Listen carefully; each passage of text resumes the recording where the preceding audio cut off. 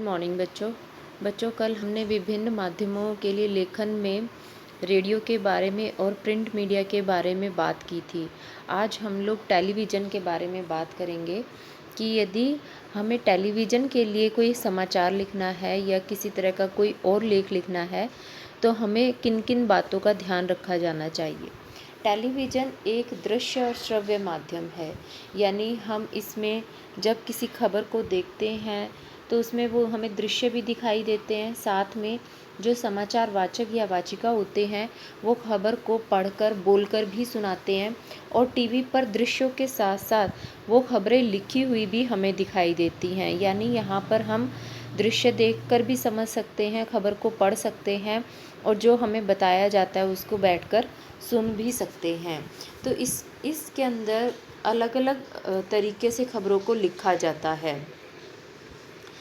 हम देखते हैं कि टीवी के अंदर जब खबर की शुरुआत की जाती है तो जब प्रारंभ में खबर को पढ़ा जाता है तो न्यूज़ रीडर केवल खबर को पढ़ता है, उसके बाद फिर उससे संबंधित दृश्य दिखाए जाते हैं। यदि उससे संबंधित कोई आंकड़े या ग्राफ होते हैं तो वो भी साथ साथ में प्रदर्शित किए जाते हैं। टीवी पर खबर पेश करने के अलग अलग चरण होते हैं।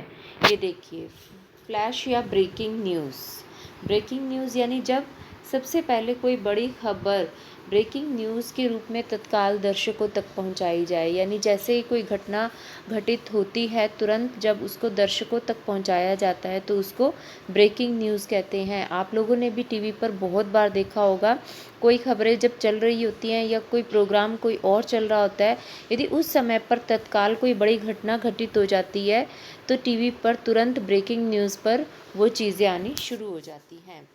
Number 2, dry anchor. इसमें एंकर जो है वो खबर को दर्शकों तक सीधे सीधे पहुंचाता है, यानी यहाँ पर जो एंकर है उसके पास ना उससे संबंधित कोई दृश्य है, ना ही उसके पास किसी तरह की और कोई जानकारी है, ना कोई प्रत्यक्षदर्शी है।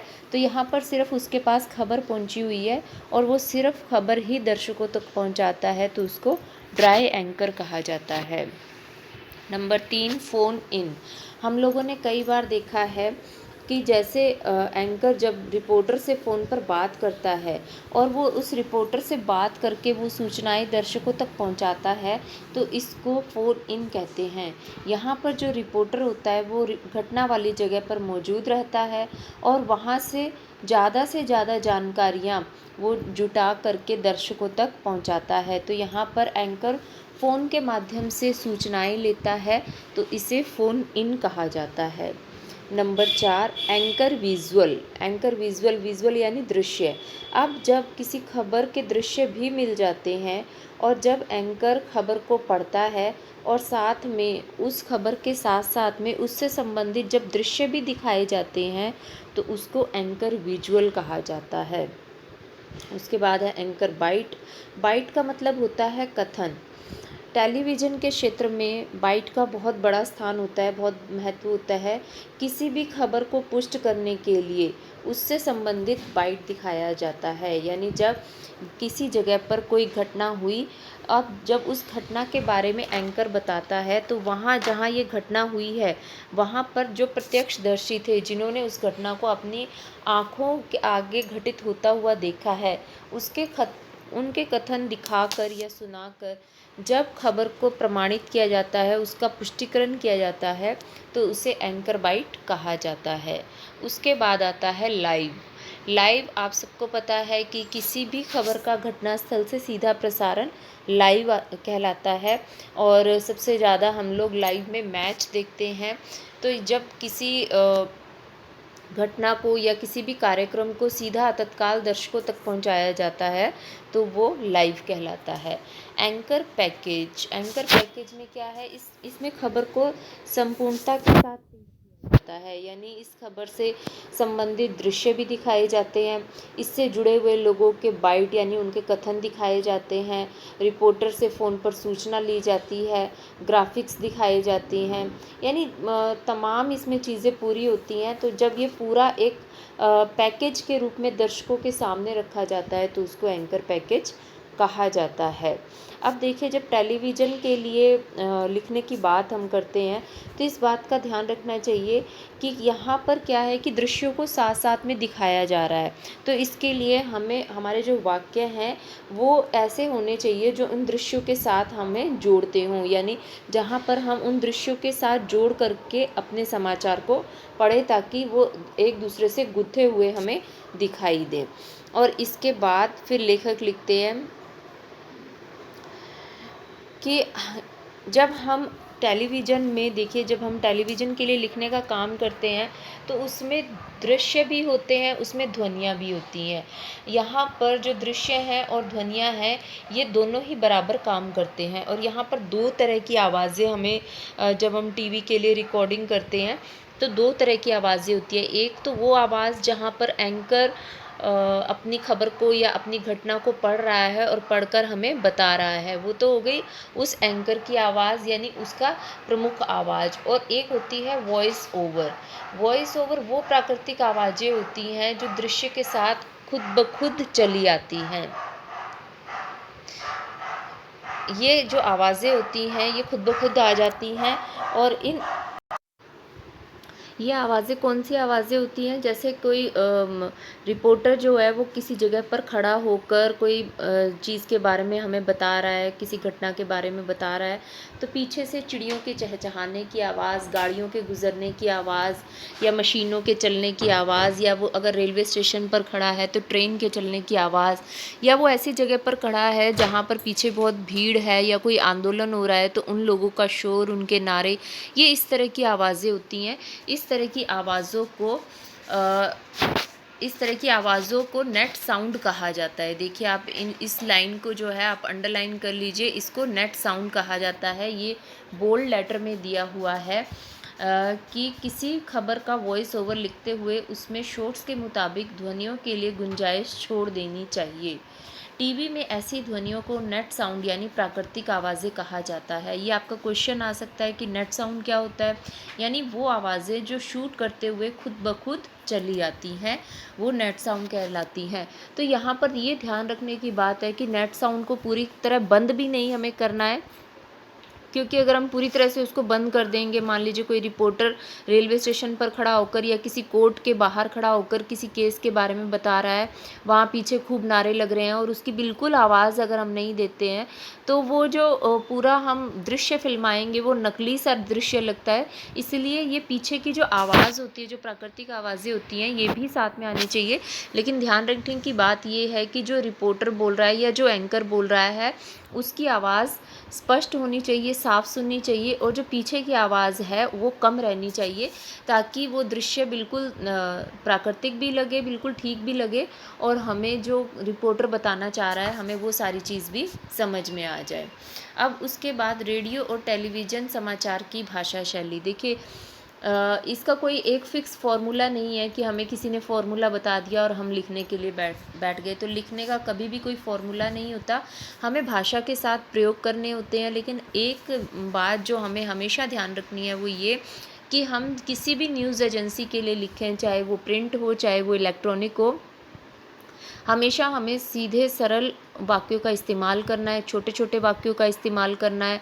हमें इस बात को समझना है कि हमारा ये जो समाचार या हमारा ये जो लेख है वो हर तरह का व्यक्ति पढ़ेगा, तो हमें उस व्यक्ति को ध्यान में रखकर इस खबर को लिखना है जो बिल्कुल थोड़ा बहुत ज्ञान है जिसको जो पढ़ लेता है, और सहज भाषा का प्रयोग करना है ताकि वो बोलचाल की भाषा हो, ताकि आम आदमी उस बात को आराम से समझ सके। हमें अपनी भाषा को संप्रेषणीय रखना है, मतलब सामने वाला हमारी बात को पूरी तरह से समझे और प्रभावी भी हो, और हमारी भाषा के अंदर एक तारतम्यता, जो हम कल बात कर रहे थे कंटिन्यूटी की, वो होनी चाहिए कि हम जिस विषय पर बात कर रहे हैं हम उसी विषय पर ही बोलें, ताकि हमारा जो ध्यान है वो ना तो हमारा ध्यान इधर उधर भटके, ना ही हमारा विषय इधर उधर भटके, ताकि जिससे सुनने वाला है व्यक्ति या जो हमारे दर्शक गण है या पाठक गण है वो हमारे साथ बंधे हुए रहें।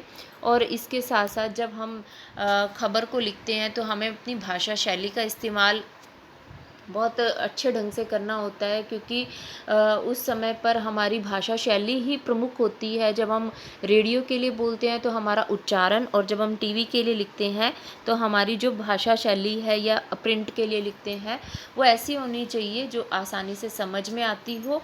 और कुछ एक बातों की हमें सावधानी भी रखनी चाहिए, जैसे कि अगर हम रेडियो के लिए लिख रहे हैं या टीवी के लिए लिख रहे हैं और उसमें हम लिख रहे हैं कि निम्नलिखित या उपरोक्त या हस्ताक्षरित, इस तरह के शब्दों का प्रयोग हमको नहीं करना चाहिए, क्योंकि वहाँ पर नीचे लिखा हुआ कुछ भी नहीं है।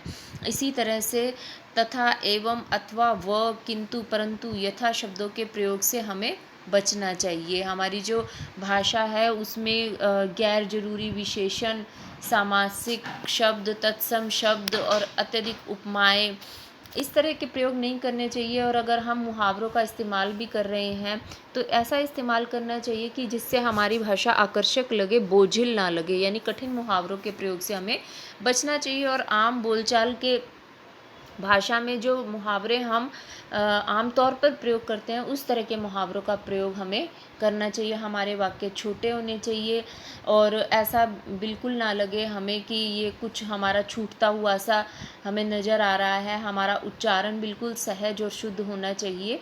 और एक बात का ख्याल हमेशा रखना चाहिए कि जब हम किसी भी न्यूज़ एजेंसी के लिए लिखते हैं तो हमें ये ध्यान रखना चाहिए कि क्या मेरे घर में जो मुझसे छोटा मेरा भाई बहन है, यदि वो इन सारी बातों को पढ़ता है तो क्या उसको ये सारी बात समझ में आ जाएगी। यदि हाँ, हमारा जवाब हाँ में आता है तो इसका मतलब हमने जो लेख लिखा है वो, या जो समाचार लिखा है वो बिल्कुल ठीक है। और अगर हमें लगता है कि अगर हमसे जो छोटा है, हमसे 2-4 साल जो छोटा बच्चा है, उसको ये समझ में नहीं आएगा तो हमें उसमें थोड़ा और सुधार करके और उसको संप्रेषणीय बना देना चाहिए।